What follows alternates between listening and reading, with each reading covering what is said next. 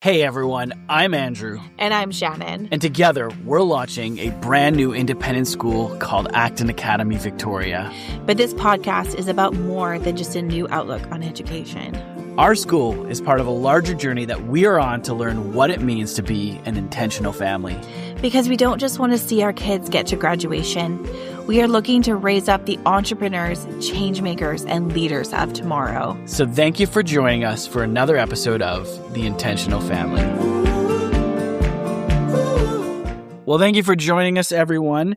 Before we get into anything else, we wanted to start by telling you why we're having this conversation at all.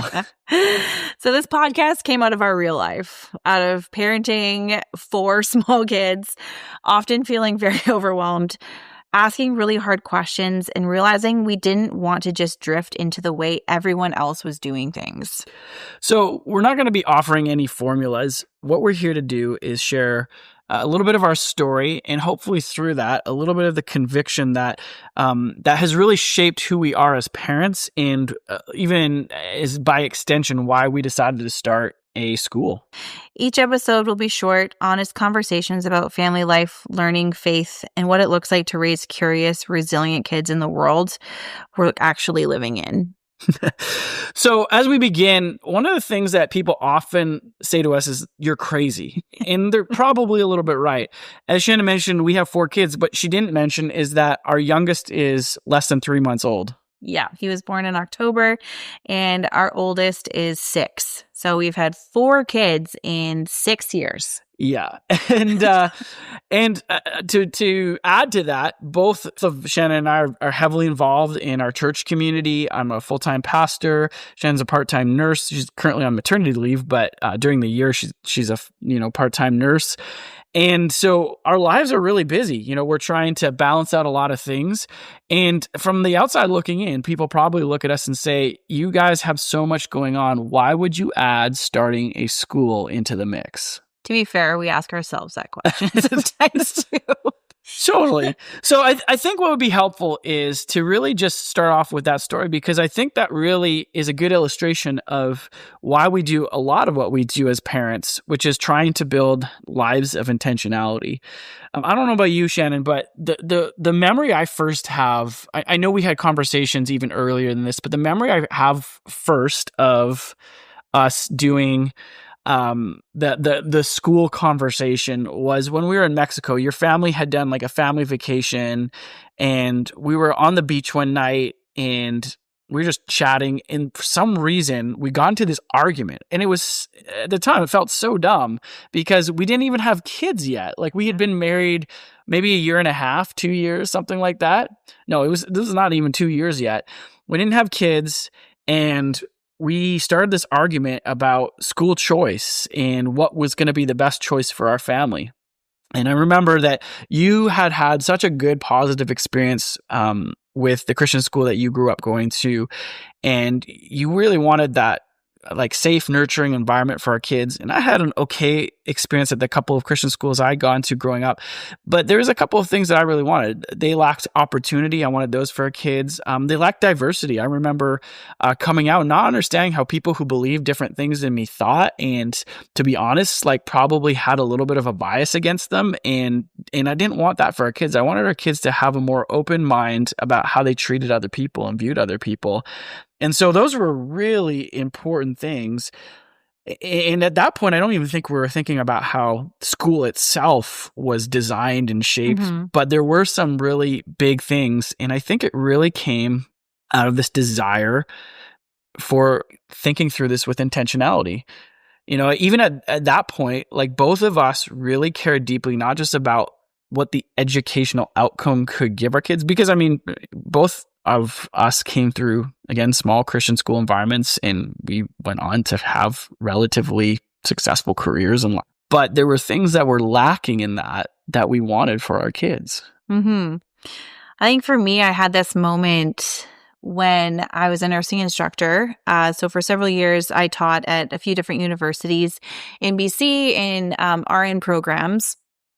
And I would get these students who high GPA, very academically solid, coming to me, and I was kind of blown away that at their lack of skill set, I think it is, that of life skills. Like they could write a really good paper, they could get high scores on a test. But if you ask them to actually talk to someone who is different from them or in a different age bracket, or to think critically where you gave them like a theoretical problem that they just had to figure out and solve, they couldn't do it, and they got really anxious and they wanted answers. So they were constantly coming to me, asking me to just give them the answers. But as a nurse, like that is not how this works. Like as a nurse, you have to be able to think on your feet, take the information in front of you and find your own answers. You have to problem solve. You have to critically think. And I was really surprised at the struggle that these high academically performing students, they really struggled in life skills. Mm-hmm. And so I kind of came away from that experience saying like, that's not what I want for our kids. I want our kids to end their schooling years able to walk confidently into an ever-changing world, knowing that they have the skills to figure out what they need to do in whatever situation they're put in. Because we can't control that. Totally. We absolutely can't control it. I think really what you're identifying there is that there was a certain culture that you were experiencing at that level. And that's sort of our default mode, I think. Totally. So at what point did you realize that we can't just default to the culture? Well, I think there's been many points throughout my life. Whenever you're part of like a religious community or a faith community, there's always these moments where you have to wrestle through it because there's going to be, dominant cultural ideas that, your faith is going to kind of counteract or counter against. And so I think I've kind of grown up in that environment. But maybe more specifically, I think this was really interesting for me when we became parents because, you enter into this stage as a new parent and like we live in a world where I think again our default is just like what's the lowest bar of pain, and in the last 20 years we've gotten the internet, smartphones, tablets, all of these tools that on the surface make life phenomenally easier. I mean, we don't have to be bored anymore. There's information constantly at our fingertips. Right. We don't have to just look for things or, try and buy books to try and figure things out. Like literally I can go on my phone and figure out almost anything that I need to figure out. And I think one of the defaults of our culture right now is we have access to this incredible technology. Let's just use it. And I see a lot of families, and this isn't like, I'm not trying to throw shade at anyone. But one of the things I noticed is that our cultural default was we have this tool. It's really easy to put in front of your kids and just let them go to town because that's how you get stuff done. And I mean, more people work now. We have more double working families. It's hard to get stuff done when your kids are screaming at you. Like there's a lot of attention in that. And at the same time, I think that was a moment for you and I where we realized after doing a little bit of research and seeing, what the effects were, even in that, right? The act of like stopping long enough to actually ask questions, I think is a moment of intentionality. But that was a place where I really saw us bucking the culture where we were pretty strict on the front end with our kids and saying, we're going to limit screen time. And just to be fair, like I know we're not like Amish. It's not like we don't have any screens in our house. Our kids watch TV sometimes. They have electronic iPad stuff that they do for like schooling, and like it's not like we're anti-technology at all. But we realize that it need to have a much smaller footprint in our life with our kids. Totally. What about you? Is there anything that kind of sticks out for you where you were like, hey, this is a place where I need to kind of buck the trend of culture and, work for intentionality? Yeah, I think that I really noticed it when our oldest started preschool. As I started hanging out with other moms with kids, like our kids' age. I think that's where I really first experienced the like helicopter parent of, this like bubble wrapping your child where you don't let them take risks, or you're constantly like trying to protect them from falling down or experiencing a little bit of, natural consequences or things like that. And I think that's when I realized I was like, I don't want to be a helicopter parent. I want our kids to have some risky play. I want them to climb a tree and learn how to use their bodies. And like our daughter literally just got 4 stitches yesterday in her chin yesterday because she was skateboarding down our driveway. And fell it. Yeah, she's fine. Our healthcare system worked well. We got stitches and it was fine. But I think that's when I really realized like I wanted to parent differently. I wanted to allow our children to grow up with freedom and responsibility that kind of go hand in hand. Like they have freedom to take risks and explore and to play, but also that responsibility to learn to do that wisely. And that has changed as they've grown. But I knew I didn't want to be like a helicopter parent. And, I think one of the things that this really brings up, and one of the things that I want to talk about a little bit, is that the reason people default to these modes are because there is a tension involved, right? There is this balancing act that you have as a parent between freedom and irresponsibility as a parent. We want our kids to have a certain amount of freedom, but we also have a responsibility to care for them, to make sure that they're being safe. Like those are really, really true things. When you're thinking about even just some of the tensions that you face in parenting, like I totally understand screen time. I mean, there's times when we default to screen time still, and we are super intentional about this. But the reality is that parenting today often feels loud. I mean, we have 4 kids. Not even that, but like I think especially as moms, like I can probably speak more to this. Is like I feel like all moms are on Instagram. Like maybe it's just me, but there's a lot of parenting advice out there. How do we raise our kids? Let them feel their feelings, gentle parenting, validation. Like there's just so much coming at you all the time about how you should treat your kids, how you should raise, what kind of conversations you should have. And it's just loud and overwhelming. And I think what I've realized is that you're constantly feeling guilty. At least I am. Like I constantly feel guilty about getting overstimulated or getting overwhelmed, or heaven forbid I get mad at our kids for something. And I lose my cool, or I don't have the emotional regulation that I need.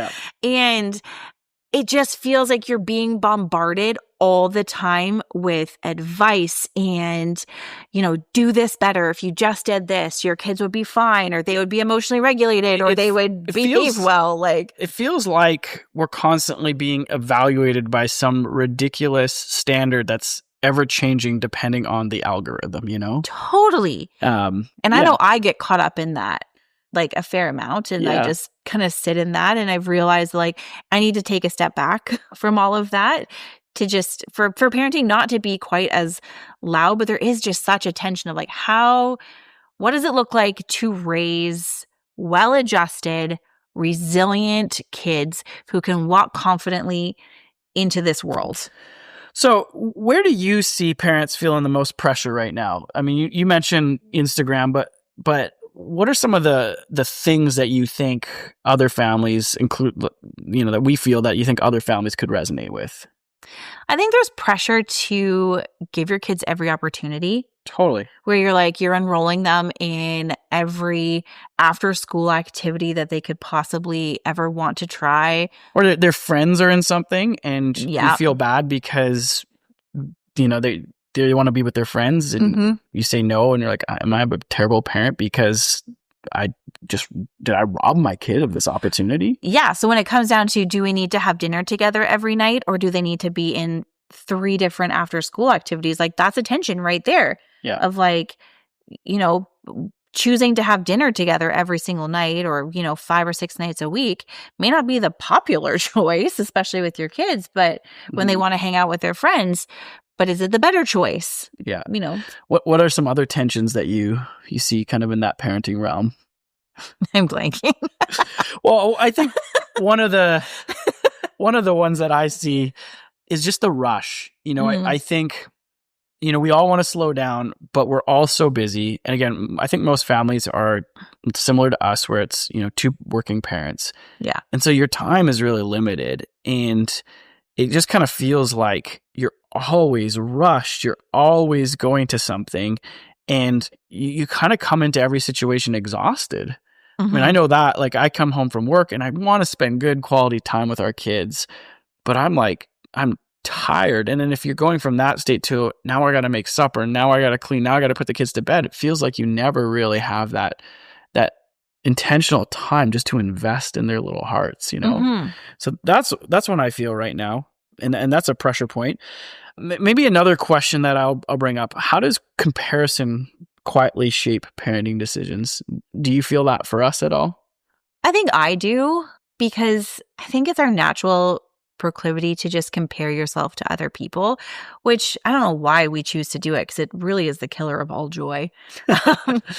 But it's hard being the different one. Mm-hmm. It's hard to be the one that's like, no, we're not going to do that one thing that everybody else is doing because we believe it's not what's best for our family. I remember feeling this acutely when we did birthday parties, because I remember when Isla was in preschool, going to these birthday parties where parents were spending sometimes like thousands of dollars on their 4-year-old's birthday party.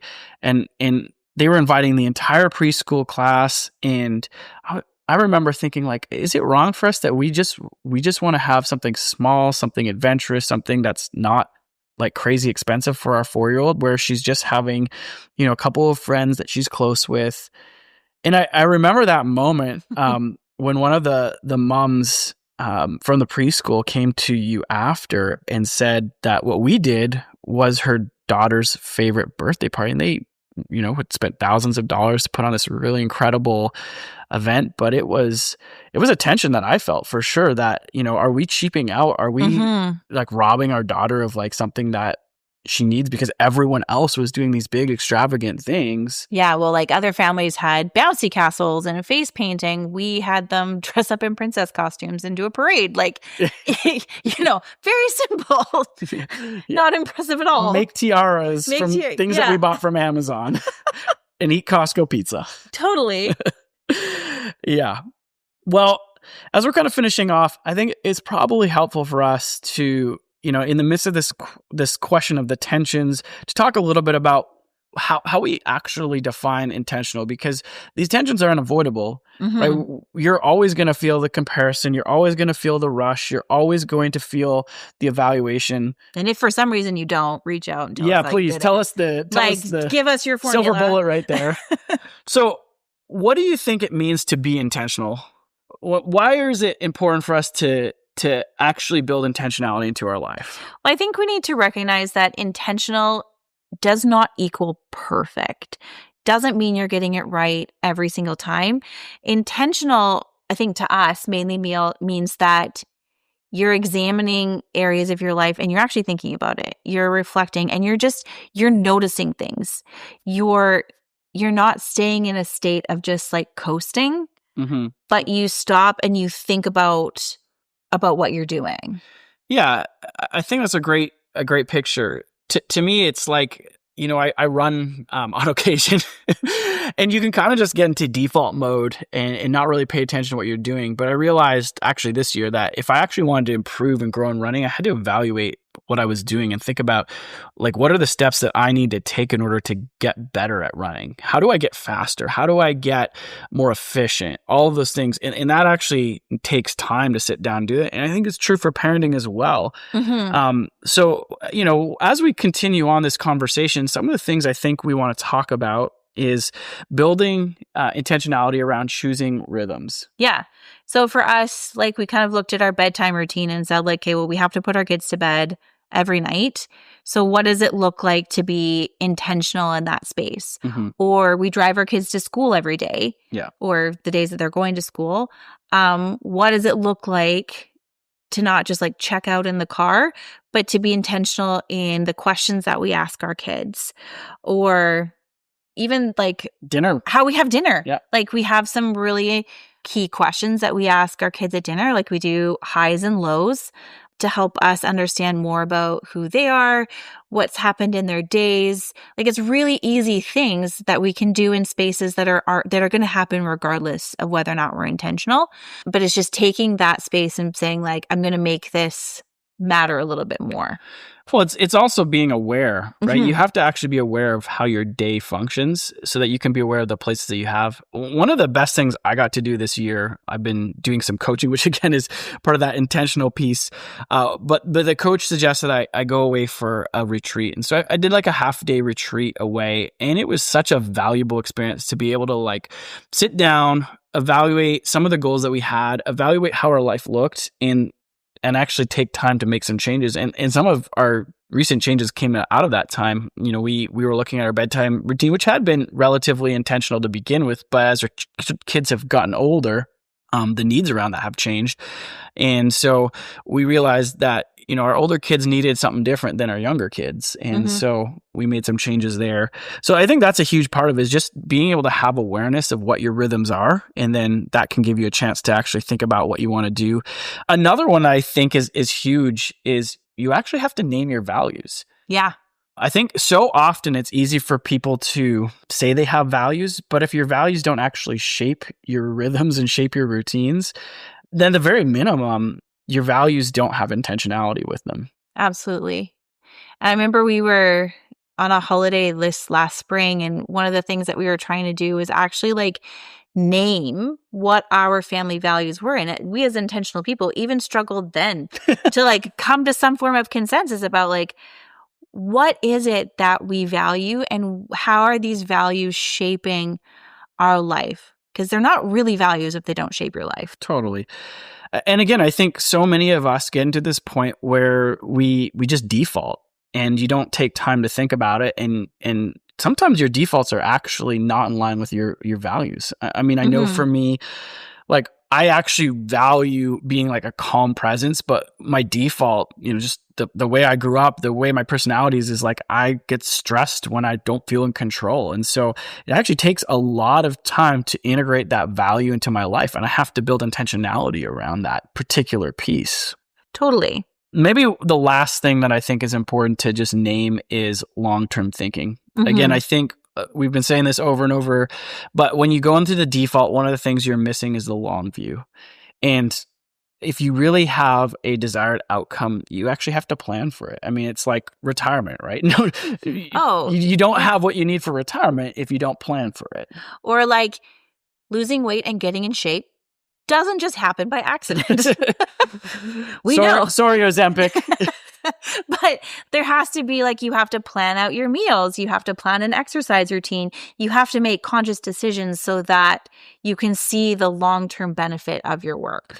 Well, that's adjusting your rhythms towards that long-term goal. Yeah. And I think for us, this is why, in particular, Acton was such an intriguing option for us as a school, because what it was really doing is helping paint a means to an end. And the end was the type of children that we wanted to raise. And I think you named it earlier, but we wanted to raise critical thinkers who were resilient, who could understand who they were and have the confidence to go into the world and actually have an impact there. And what I have personally observed is that most schooling isn't thinking that way. Most schooling is not looking that far long term. It might look towards graduation. How do we get our kids get a dogwood, get into university? But that's such a small part of life. And we wanted something that was going to look at the long view of who our kids were going to be when they're 18, when they're 25, when they're 35, when they're 50, when they're, you know, to see what kind of human beings they would be. So if there's one takeaway from today, I think it's this: your family already has a culture, whether you've named it or not. So my question is the culture the one that you want, or is it something that you've unintentionally created? And one of the things I'll add is becoming more intentional doesn't start with changing everything. At least it hasn't for us. No. It really starts with paying attention. There's this learning adage that you move from a place of what we call unconscious incompetency. You don't know what you don't know. But you don't just go from unconscious incompetency to unconscious competency, which means you can change by default where you don't even have to think about it. You have to go through this process of intentionality. You move from unconscious incompetency, you don't know what you don't know, to conscious incompetency. You evaluate and you start to know what you don't know. And then you have to do the hard work of conscious competency, which means you have to make really awkward intentional changes. And that's really what we're excited about sharing in this podcast. And it's a huge part of why we're starting the school that we're starting. Mm-hmm. So what's one area of your family life you want to examine this week? Not fix it, but just to notice. So if these conversations are resonating with you, we want to invite you to stick around with us. We're going to continue to have them. We're going to dive into a little bit more depth on some of these issues. And most of all, we want to invite you to continue to explore with us what it looks like to have a school that's built on this kind of intentionality. Thank you for joining us, and we hope to see you again soon.